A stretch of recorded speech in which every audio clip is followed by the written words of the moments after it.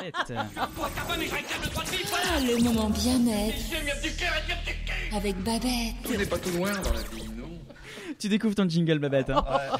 Mais elle est conquise. Moi, je dirais que rien qu'en la regardant, on se sent déjà mieux. Enfin, bon, je sais que c'est pas très radiophonique ce que je dis, mais je veux dire que quand on va entendre ses conseils bien-être, on va toucher le bonheur et la plénitude avec Babette. C'est notre coach de vie qui va nous livrer ses conseils. Je dois peut-être dire, si vous êtes d'accord, que les personnes qui nous écoutent et qui souhaitent avoir peut-être des conseils plus personnels peuvent nous solliciter via les réseaux sociaux. Virginie, tu vas nous rappeler pour les réseaux sociaux comment ça se passe pour La nous retrouver page le Facebook. Summer Mag. Mais tout à fait, cher Anthony. Alors, si vous voulez nous rejoindre sur notre page Facebook, n'hésitez pas, c'est le Summer Mag. En plus, je viens d'y poster quelques petites vidéos de off de l'émission. Oui, oulala. Et puis, vous savez quoi? La semaine prochaine, il y aura des cadeaux à gagner. Absolument. Donc, postez éventuellement vos demandes et puis Babette y répondra. Mais maintenant, elle va nous aider, Babette, à affronter le regard des autres et notamment sur la plage. C'est super d'actualité. Alors tout d'abord, il faut prendre conscience aussi qu'il y a une multitude de raisons pour lesquelles, qui peuvent être à l'origine de cet obstacle, qui renvoie toutefois à un terme commun, c'est le complexe. Qui n'a pas été complexé ou qui n'est pas complexé. Par complexe, en fait, j'entends qu'il s'agisse très souvent d'un défaut ou d'une particularité physique que nous n'apprécions pas chez soi, et ce à quoi nous attachons en fait une grande importance, et qui peut de surcroît être aggravé par le regard des autres, ou plus exactement, je dirais, par l'interprétation que nous en faisons de ce regard. Tout à fait. Et le paradoxe, c'est que bien souvent, en fait, à vouloir cacher absolument quelque chose chez soi, on le met inconsciemment en exergue. Et jusqu'à presque donner l'opportunité à l'autre de le voir, comme si inconsciemment, à nouveau, on souhaitait avoir sa confirmation sur la légitimité de notre complexe. Un genre de sollicitation à la victimisation. Parce qu'en fait, si on regarde bien, ce besoin de victimisation, il répond quand même assez souvent à celui d'être rassuré par rapport à une fausse croyance ou une croyance limitante. Alors, qu'est-ce que c'est justement, Babette, ce que tu appelles une croyance limitante ou une fausse croyance? Une croyance limitante, on appelle cela aussi limitative, c'est un blocage mental en fait. C'est cette petite voix négative qui vient nous disqualifier sans cesse ou nous dire t'es incapable de, tu seras... Voilà. Et ça nous entraîne dans un cercle vicieux.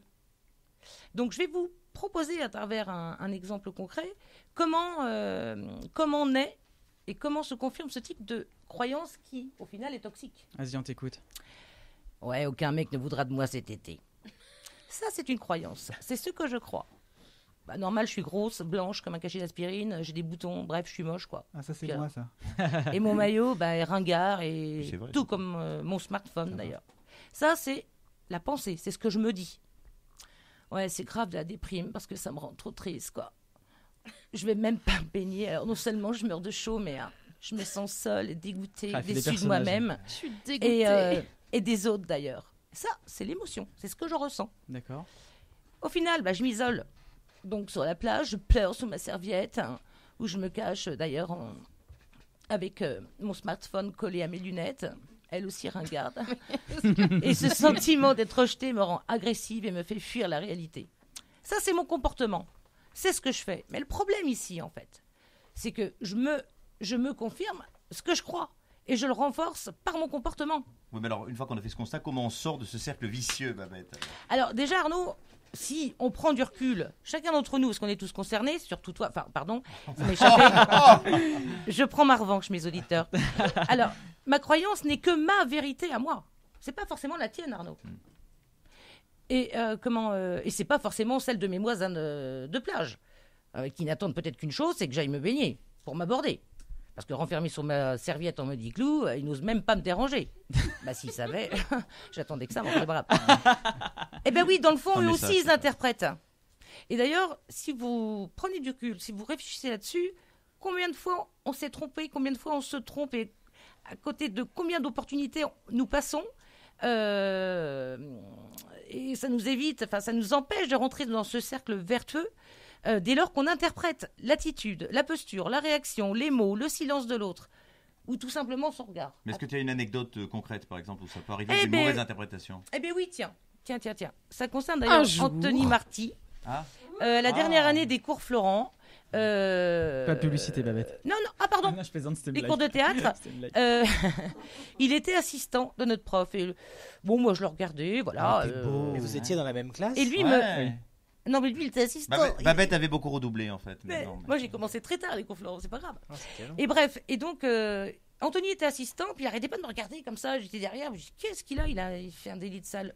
Parce que je suis vieille et lui très jeune. Et donc j'ai interprété moi son comportement, parce que je suis pas allée vers lui. Je me suis dit oh là là. Et il a fallu que je fasse. Tu connais ça, Edouard, notre présentation de comment ça le s'appelle? spectacle de fin d'année, quoi. Non, même pas pour se présenter en première année. La kermesse de Florent. Non. Là, une scène Non, ouverte. c'était une sorte de scène, voilà. Et là, Voilà. c'était le tout seul, etc. Et à la fin de cette scène-là, en fait, c'était pas du tout un zélit de sale gueule de la part d'Anthony. Il avait le livre de Boing Boing en poche pour me proposer le rôle de Bonne. Mais tu C'est vois. jeté sur toi et t'as embrassé Et sur on la s'est plus bouche, jamais alors, quitté, c'est ça, Babette. Et on s'est plus jamais C'est vrai. quitté. Et on se quittera jamais. Et on se quittera jamais. Si on C'est vous vrai. dérange, je vous le dis. Voilà l'anecdote.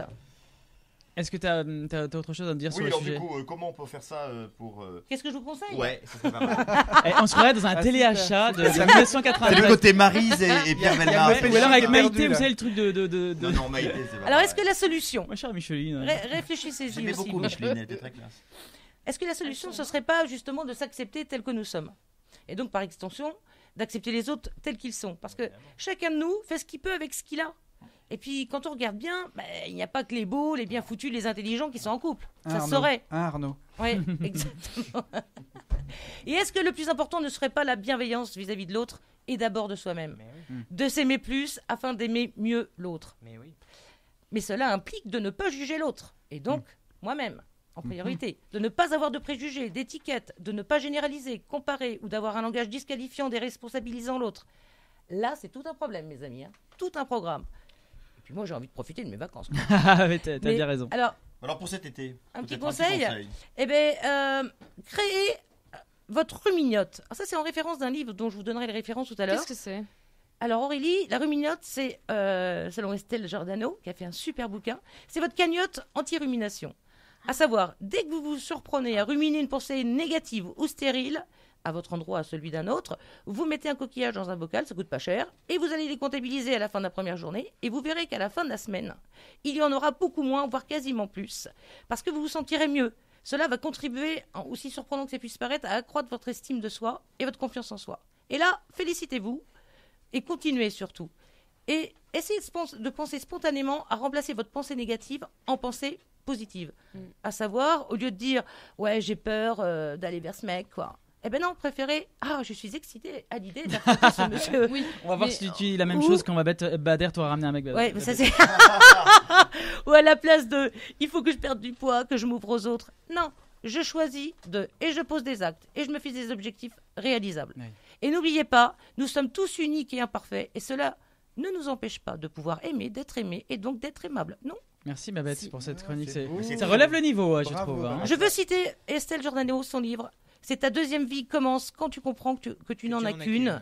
Collection Robert Boquet Machine. d'édition Erol. Celle-là, on la On connaît. mettra Et tout ça sur notre j'ai lu page beaucoup de Facebook. ses livres et franchement, elle est extraordinaire. Et Mais- sinon, t'as déjà...